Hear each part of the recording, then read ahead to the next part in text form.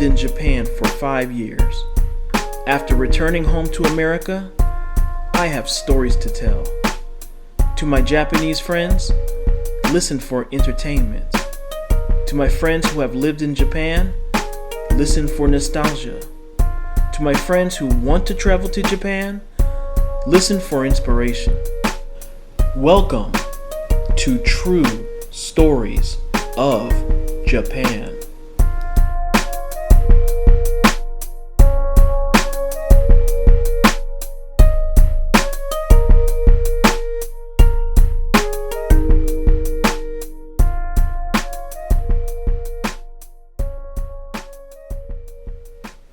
Let me tell you a story. I love sports. I love watching sports.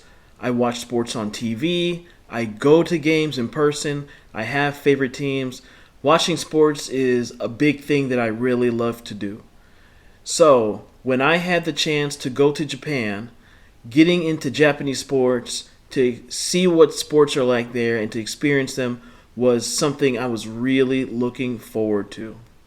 Now, before I went to Japan, I knew that baseball was the most popular sport in Japan. So I was really looking forward to watch baseball in Japan, go to some games, and really learn what it was like there. What I discovered about Japanese baseball was way beyond whatever I had imagined or what I had expected. It was so much bigger, it was so much more fun, and it was so much more exciting.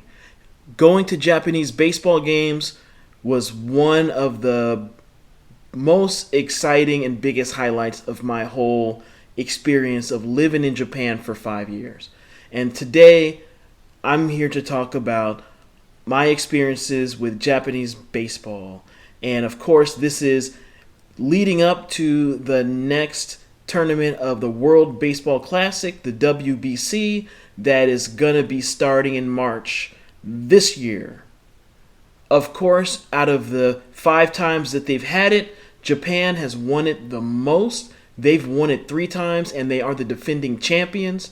And this time, we're all going to look and see if they can repeat or if another country can take the crown from them. That being said, today's episode is all about Japanese baseball. My experiences, my stories, and to also preview the WBC that's going to be coming up soon. If you've never seen the World Baseball Classic or the WBC, and if you're not familiar with it, I can tell you that it's really lots of fun. It's a tournament where many different countries play each other in baseball to figure out and to find out and determine on the field which country is the best in the world. And they have it now every 4 years. And if you're familiar with the World Cup, with soccer, it's similar to that. It's a one big tournament where different countries play each other to find out who's the best for the next 4 years. There are different regions that participate. For example, the Caribbean participates. Their games are really fun, seeing how the fans go to the games and the baseball culture there. Asia, as a region, participates.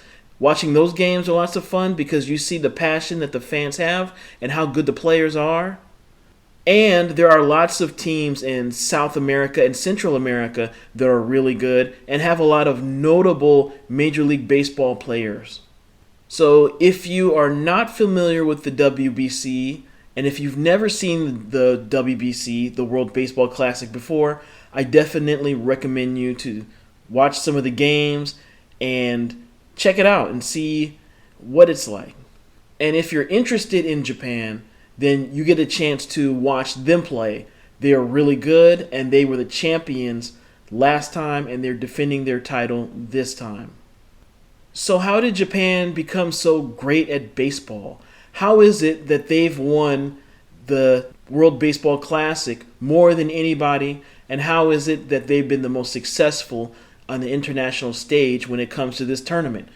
The experiences I had with baseball in Japan and the observations that I have made that I'm going to share will address that question and provide more insight into Japan as a baseball nation and how players come up and what the baseball culture is like that has produced this nation that has been so successful, not only in the World Baseball Classic, but also in sending players abroad to play, especially to the United States to play in Major League Baseball.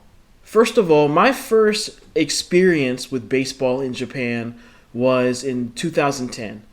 And it almost kind of happened on accident, but the Japan series was going on, and the Chiba Lotte Marines were playing. And I lived in Chiba Prefecture, or Chiba-ken at the time. And I ended up going to Makuhari to watch one of the games, which ended up being the deciding game in which the Chiba Lotte Marines actually won the championship. It was lots of fun, and it was in actually the official sports bar in Makuhari, the official sports bar of the Chiba Lotte Marines, and it was full of people. People were there cheering.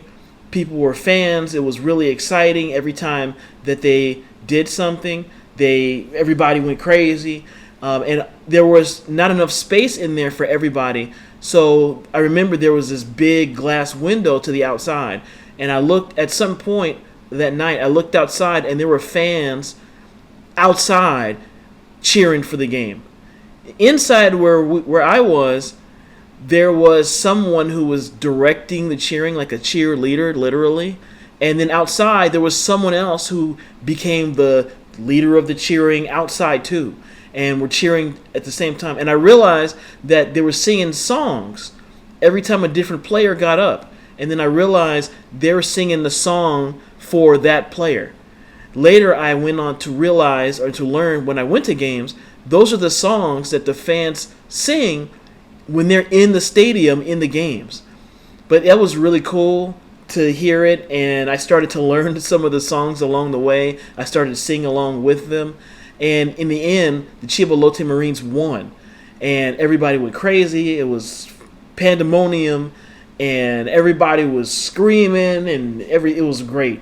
And I think I've mentioned this in a previous episode, but this guy, I didn't know him, Japanese guy, he just came to me, had a big smile on his face, walked up to me, and because you could see I'm not Japanese, he just used English to talk to me. He was in such a good mood, and he said to me, "Tonight, me and you, brothers."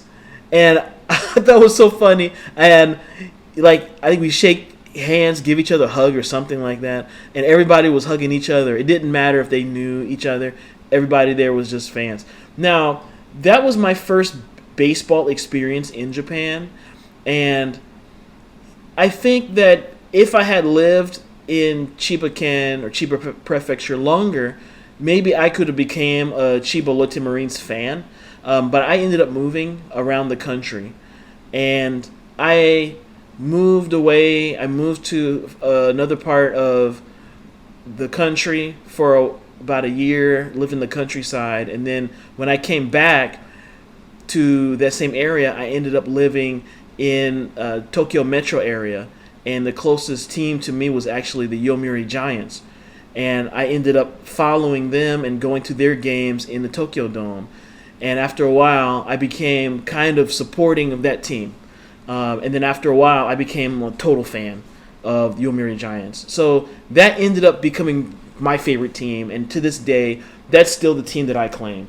And I have experience and history of following that team in Japan. When I went to those games, which were all at Tokyo Dome, in Korakuen, in Tokyo, I experienced unbelievable atmosphere at those games.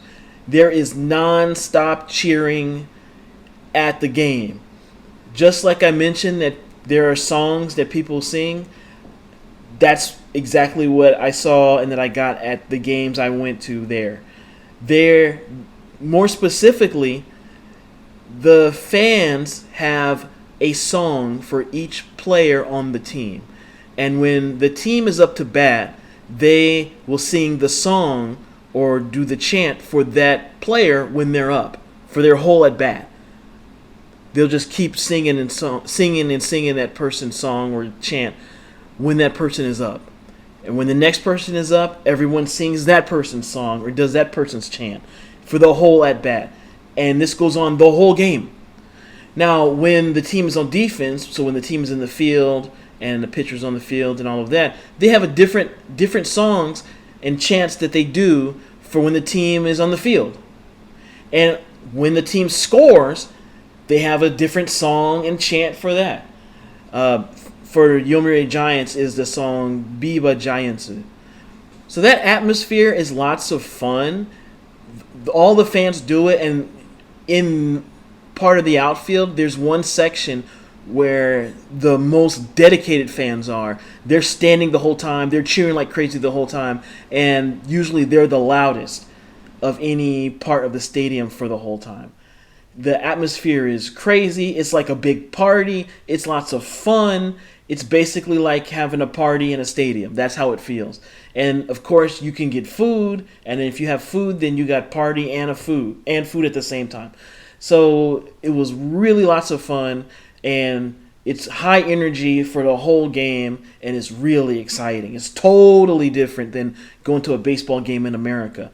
Going to a baseball game in America is cool, but it's kind of like going to a picnic, where going to a baseball game in Japan is like going to a party. And it's really fun to go, and if you learn the songs along the way, it's even more fun when you participate in the games. One time when a stadium was really crazy that I really remember is when the Yomiuri Giants had a player named Ogasawara, who used to play for the Nippon Ham Fighters before, but he played for the Yomiuri Giants when I was there. And it was later in his career, but he was super famous and a really popular player. He is known for being like a home run hitter earlier in his career, and I guess he still was one even when he played for the Giants. But when he got up, man, that whole place, the whole entire place, Ogasawara, doom, doom, doom, doom, doom, Ogasawara, doom, doom, doom, doom, doom. The whole entire stadium, everyone in there chanting at the same time. It was electric. It was crazy. And you know what? The thing is a shame is when players like that, or those that I've seen that go to America, when they get to America, the fans don't do that for any of the players, and they leave behind that kind of fanfare. I remember watching Tsuyoshi Nishioka playing for the Chiba Lotte Marines in the Japan series, and how they had the song for him in the sports bar every time he got up. But he went to America. He went to the Minnesota Twins, and then he played for another team for a while. And I don't think there was anyone there to cheer for him like there was in Japan. So, players, when they go to America, it's a different atmosphere. But I think that I would hope that baseball fans in America would know what the fandom and what the atmosphere and the baseball culture is like in Japan. So when their favorite team gets a player from Japan, they know how big they were in Japan and how big the fanfare was and what they accomplished and how respected and regarded they are. As for my own experiences, I went to a number of games at the Tokyo Dome watching the Yomiuri Giants. I watched them play the Hiroshima Carp. I watched them play the Hanshin Tigers, which was a rivalry game. And in 2012, I actually got a chance to go to a playoff game. And the level of the playoffs that I went to was called the Climax Series. And that's when teams are playing to find out who's going to go to the Japan series. So I went to a game. I had really good seats for a reasonable price. It was lots of fun to watch. It was the Yomiuri Giants playing against the Chunichi Dragons. And it was a game when the Giants actually had a turning point and turned the tide and turned the series back into their favor. They ended up winning that series and even went on to the final and won the whole thing. And that was great to be there and to see that. Specifically, the deciding game in the Japan series was an away game But at Tokyo Dome, they had a big screen outside of the stadium, and I got there with a bunch of other fans and watched the game on the big screen, since that game was being played away and was not played in the Tokyo Dome. So I was out there with lots of fans. It was at night, it was cold, but watching the game on the big screen, and from there saw the Yomiuri Giants win the championship that year and celebrate it with lots of other fans, and that was also lots of fun too. Now, that was not the only baseball stadium that I went to for the professional league. And by the way, the professional baseball league in Japan is called the NPB. That stands for Nippon Professional Baseball. I also went to see the Yokohama Bay Stars play against the Yomiuri Giants at the Yokohama Bay Stars Stadium. And that was a lot of fun. Of course, it's different because their stadium is open. The top of it is open, so you're basically outside. Whereas Tokyo Dome is a dome stadium, and it's enclosed on top, so you're not dealing with the elements or the temperature or wind or whatever. You're inside. One thing that's kind of cool about the Tokyo Dome, and anyone who's been there can testify to this, is when you leave, when you walk out, you get the effect. You feel the effect of the air conditioning in the building. They have rotating doors, and when you walk out at the end of when the game is over and everyone's leaving, when you walk out of those rotating doors, you get a gust of wind that pushes you out, and you have to brace yourself and be careful because you won't start running because of how hard it pushes you out. That's kind of funny. That happens whenever you walk out, and anyone who's been to a game at Tokyo Dome and walk out knows exactly what that is. So that's kind of a funny thing that I experienced whenever I went to a baseball game at Tokyo Dome. Now, more about baseball culture in Japan, things that I learned about baseball in Japan that I didn't know. Baseball actually started in the 1800s in Japan. The oldest stadium in Japan is Koshien Stadium. That's in the Osaka area. It's built in 1924, and it's the oldest baseball stadium in Japan. And the professional league in Japan, the NPB, Nippon Professional Baseball, actually started in 1950. So baseball has been in Japan for a long time. There are lots of baseball fans in Japan of all types. Anyone can be fans. I've seen all different demographics as fans. I've seen older people, younger people, kids. I see families go. I see professionals go after work wearing the suits and everything. I see women go even by themselves wearing all their fan gear and just cheering the whole time. I've seen all different categories of people go. And I've found that people don't follow baseball based on if they feel they're a sports person or not. It's something fun to do. So many people have favorite teams, and they support their teams. And never think about, I'm a sports fan or not, or do I like sports or not. People just have a favorite team and support it. And going to the games is simply lots of fun, where you can have a good time, and you can get some food too if you want.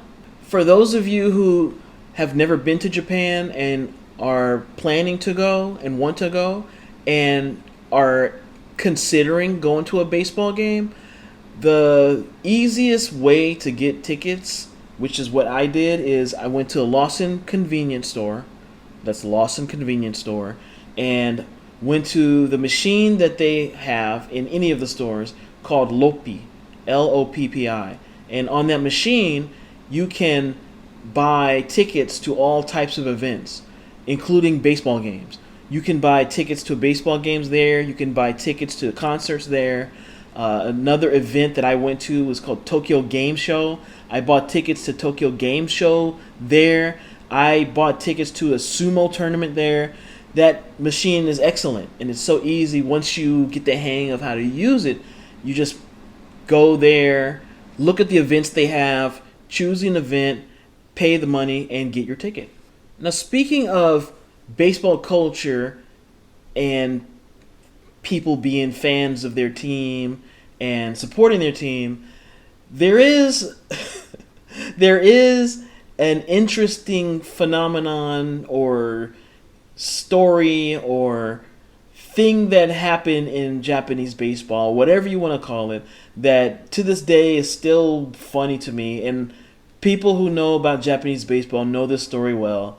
And I'm going to briefly explain it, especially if there are people listening who are not familiar with Japanese baseball but interested in it.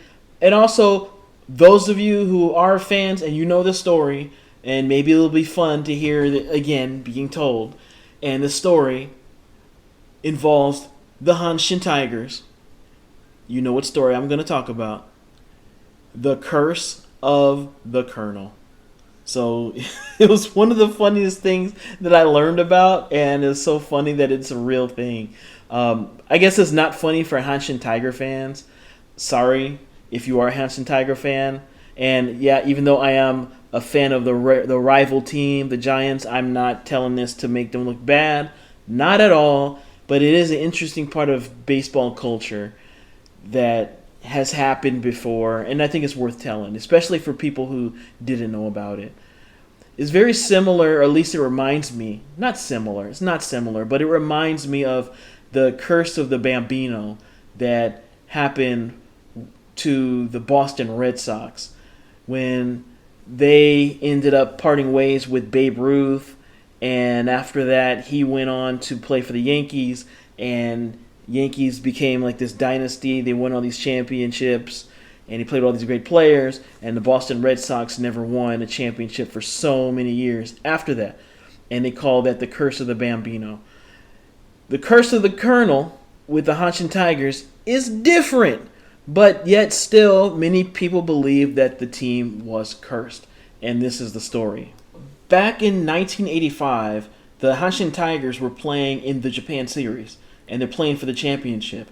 And during that time, lots of fans of the Hanshin Tigers gathered at the Dotonbori Bridge, which is near like the Dotonbori River or Dotonbori Canal, and they were following the game. And after the games, they would see who the MVP player was for the Tigers and find someone among the crowd who looked like that player and have that person jump off the Dotonbori Bridge into that polluted water in that canal. But people were so crazy as fans that they did that. So this continued on until there was one game when the Hanshin Tigers won, and the player for the Hanshin Tigers that performed the best was a guy named Randy Bass. Now, Randy Bass was an American, and he was a white guy. And the fans looked among themselves to see who looked like him, and there wasn't anybody that looked like him. So they went and found the closest thing that resembled him, and that was a statue of Colonel Sanders at the nearby Kentucky Fried Chicken restaurant. So they pulled it up from the ground, carried it onto the bridge, and threw it off the bridge into the water. And the thing is, after that happened, it became noticed that the Hanshin Tigers did not win a championship for years since that happened. And many people believe that the reason why they didn't win is because they were cursed, because they had disrespected Colonel Sanders. And since 1985, the Hanshin Tigers did not win a championship for decades. I believe it was like 38 years that they did not win a championship, and the fans suffered year after year, decade after decade, until finally, in 2023, the Hanshin Tigers won a Japan series. And I heard that they had a burial ceremony or a funeral for the statue. Oh, by the way, I did not mention this, but somewhere along the way, when fans were trying to break the curse, they actually had people like scuba diver jump into the canal, into the water, to recover the statue and hope that would undo the curse. It didn't necessarily undo the curse, but in the end, once they finally broke the curse and won a championship in 2023, I had heard that there was a burial ceremony or funeral or something for the statue where they ended up burying it. So they broke the curse. Good for them. They won a championship after all those years of losing. I shouldn't say losing because they had really good seasons. They just didn't get a title for all that time. But good for them that they got a title. So that is a story of the curse of the Colonel. It's one of the funnier things I've heard in sports. It is very interesting and really showed how much the fans really cared about their team and that there's a lot of blood, sweat, and tears that fans go through for their team and supporting them and trying to find a way to win. And this kind of lore is something that's part of the Hanshin Tiger team history and fan history. Now, I've talked a lot about professional baseball in Japan, but I do want to stop and mention a different level of baseball in Japan, and that's high school baseball. Specifically, the high school baseball tournament, the national tournament that they have every year. That's a really big deal. The best way I can explain how big it is and how far the reach it is and how popular it is to watch, a good comparison might be in America, there's the NCAA college basketball tournament that happens every year. Sometimes it's called March Madness, sometimes it's called the Big Dance, and it's the college basketball tournament that happens in March every year, and it's really, really big, and lots of schools are in it, and it's all on television, and they play all these games on TV, and people are watching to see who's going to advance, and there's many exciting games. And that's also a place where you could see future stars playing, even though that's not the main attraction, but that is something you can see when you watch, to see players that are really good that in the future may go and play in the NBA or something like that.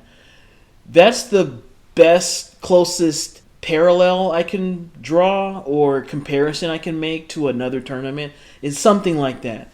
Except in Japan, the high school baseball tournament, the national tournament, the scale is way bigger than the NCAA tournament in America. So basically every high school in the country has a chance to participate because they do all of the prefecture tournaments, and prefectures in Japan are kind of like the equivalent of what states are in America. But each prefecture has their own tournament, all the schools participate, and the teams play until they get to the championship game in each prefecture. And whoever wins is the prefecture champion. So basically it's like being the state champion of the sport in America for a high school. However, after the prefecture champions are determined, the winners come out of that competitive tournament. Then the champions of each prefecture then go play in the final part of it, which is in Koshien Stadium, the stadium that I mentioned before. It's the oldest baseball stadium in Japan. And there you see all of these teams, each of them champion of their prefecture, playing each other in a different tournament to find out who is the top high school team in the whole nation. And especially when it gets to that point, that's when it's televised, it's nationally televised, people are watching all around the country. That's where you can see great players and future stars or people who are prospects to become stars play in that tournament. And there are a lot of famous players who have played in Japan over the years who became known in that tournament or have played in that tournament and had notable appearances. For high school baseball players, it's like a big dream to have a chance to go to Koshien and play. When the players go, they routinely may collect some of the dirt from the field and then they'll save it because it's a keepsake and an incredible memory to have made it that far.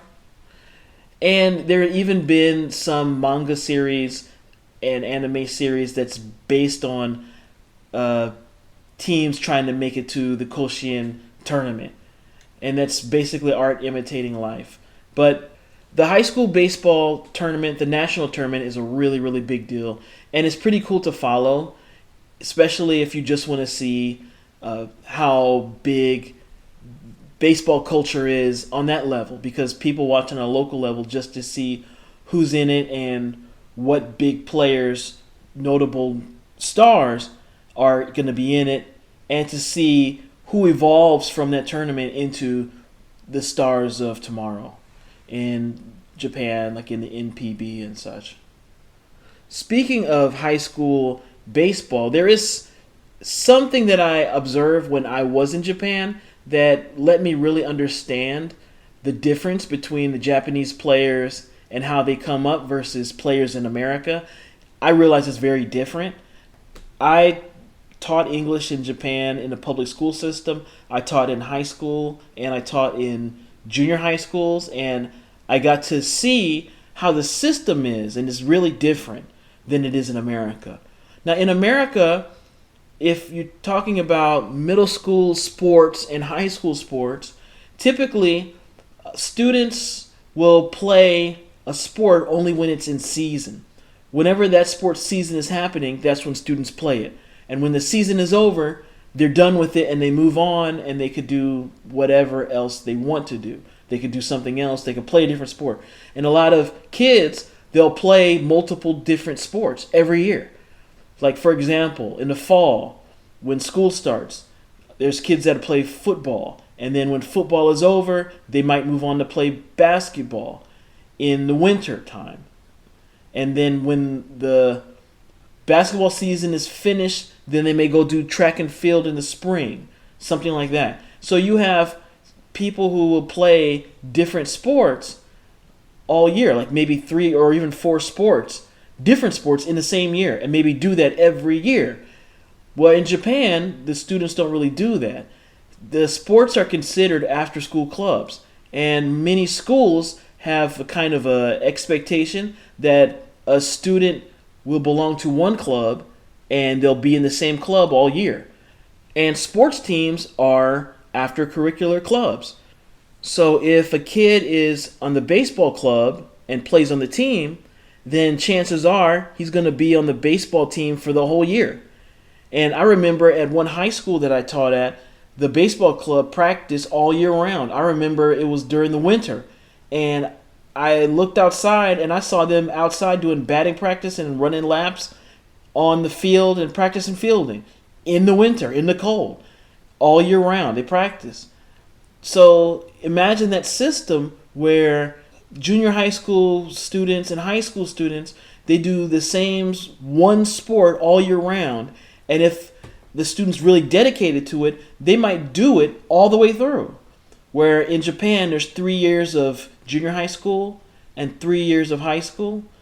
Now in America, we have 4 years of high school and maybe 2 years of junior high school if you want to count the equivalent. It's still 6 years, but imagine a student doing only one sport for 6 years, from the beginning of 7th grade all the way through the end of their senior year in high school. They're going to be different, and the development's going to be different. Where in America, if a student plays multiple sports, they develop their athletic ability and develop their ability to run, their stamina, their strength, and other agility, other different physical skills by just being physically active at the highest level in competitive games all year round. However, in Japan, they're doing baseball all year. Now, even though they don't have games all year, they're still doing and practicing the same sport all year for 6 years straight. So by doing it that way, those players become essentially an expert in that one sport and develop a high level of skill and technique in the sport of baseball, because that's the one thing that they do and they have done every single year, all year round. I believe that would explain why the first Japanese players, professional players that came to America, were all pitchers, because that's a position that requires a lot of specialized skill. And it makes sense that people who came out of that system would develop really high level skill and expertise in the position of pitcher, which depends on technique and skill to be good at it. Of course, as time went on, position players from Japan started going to Major League Baseball, and then more and more started to go too. But of course, the first position player, which people would probably all agree was the greatest one, which is Ichiro Suzuki, went to Major League Baseball. Incredible player, but also very highly technically skilled as a hitter, and also was great in the outfield when it comes to fielding and also throwing people out, even though I think his ability to throw people out had something to do with the fact that he was a pitcher before, so he had a strong arm, at least he knew it. But we had other players that besides him that came from Japan to America and were really, really good players. Speaking of Japanese baseball players and Ichiro, I think now is a good time to talk about the World Baseball Classic. And looking back at the previous tournaments leading up to this one, so Japan played and won in the first tournament of the World Baseball Classic in 2006. Japan actually won the whole thing. And I remember that during that tournament, Ichiro captained the Japanese team and also kind of talked some trash towards the South Korean baseball team.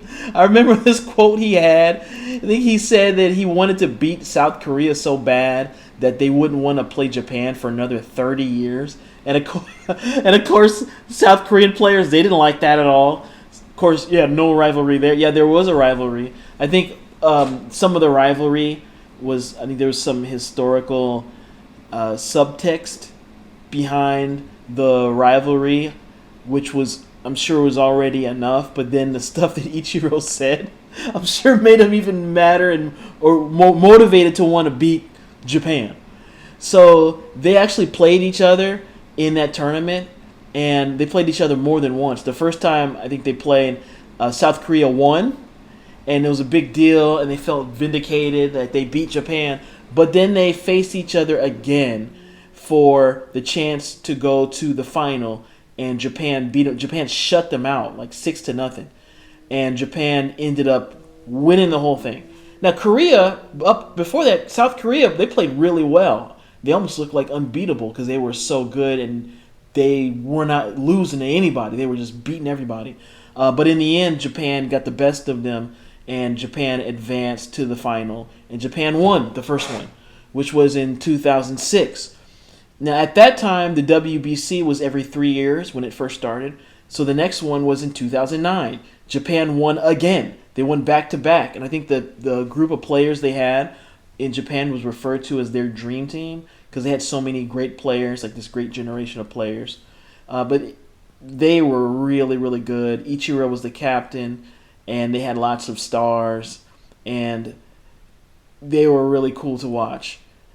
Then later on, the Dominican Republic won the next one, which was in 2013. Then in 2017, United States of America won that one. America finally won. American fans, they reacted like, oh, America finally won. And I'm thinking, you can't just expect that America is just going to win just because baseball basically started in America. It's all about who's going to, settle on the field and who's the best team. And Japan was really good.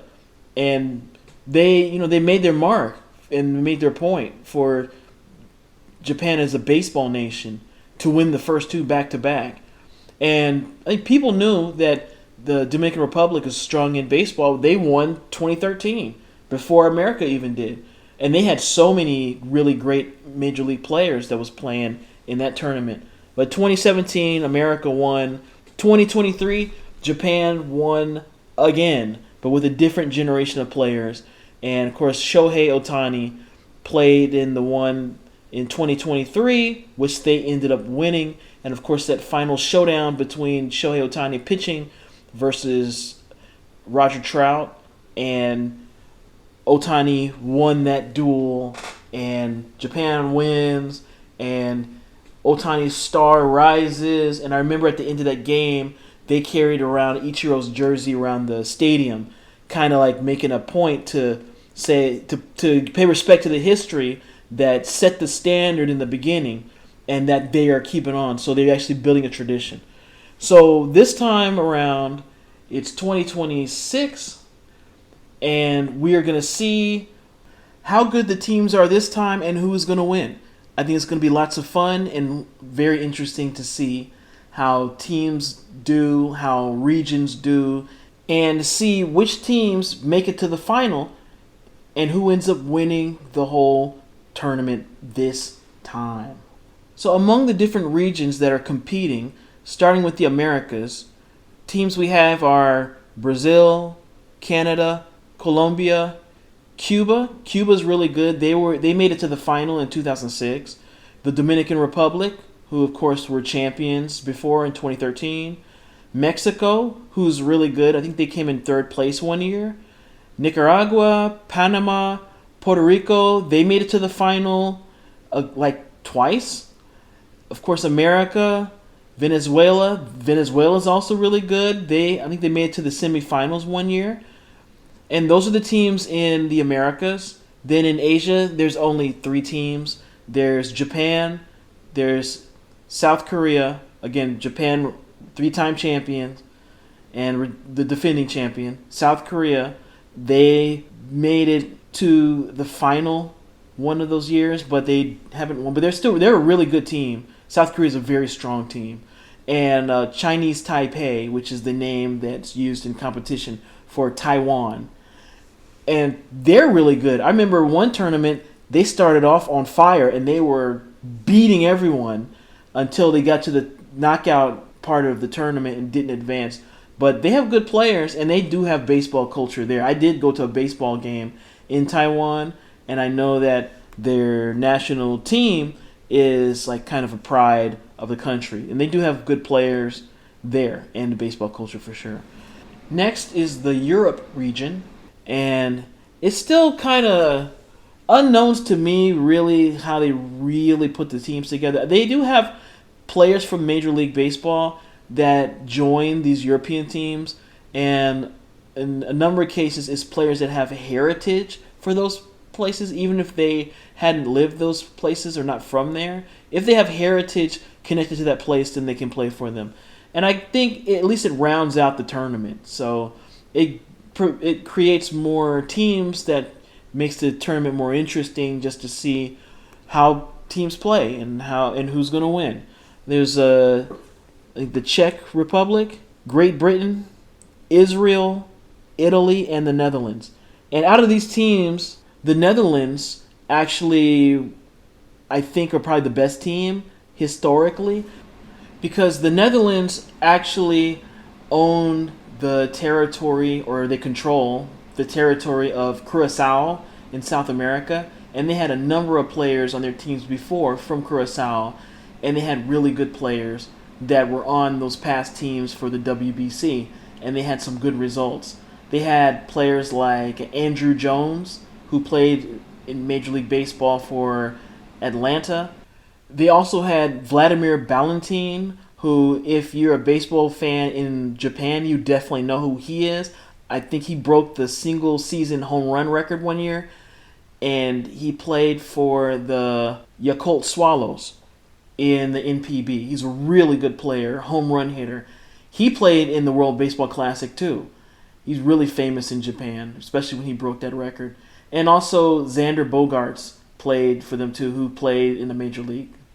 So they had Major League players, and they had players of origin of Curacao, which is a Dutch territory, and a lot of those players played for the Netherlands, and they played pretty well when they were in the WBC before. The other countries in the Europe region, I don't know if they had the same kind of results, or at least the Netherlands in the past have had probably the best results of any other country in the European region. And then there's also Australia that's in the tournament too. So those are the regions, and those are the teams that are going to be in the World Baseball Classic this year, which starts on March 5. So what do you think is going to happen? Who do you think is going to be a really good performer? Are there any countries that you think are going to surprise people? Are there any countries that you think are going to go on a run and are going to go far into the tournament? Who do you think has a good chance to make it to the final? Who do you think has a great chance to win? Do you think Japan and Shohei Ohtani and those guys are going to repeat? Do you think they're going to make it to the final again and play like they did before? Or do you think another country is going to make a run and stake their claim to the championship this year? What do you think? Whatever your opinions are or thoughts are, please leave them in the comments. And shout out the team that you think is going to do well. Or just your thoughts about the tournament in general. I'm very interested to hear what people think and what people have to say. Well, I am definitely going to be watching the World Baseball Classic, and I'm looking forward to the WBC, and I hope you will be watching too. Thank you so much for listening to this episode about Japanese baseball and the World Baseball Classic, and hope you will join again next time.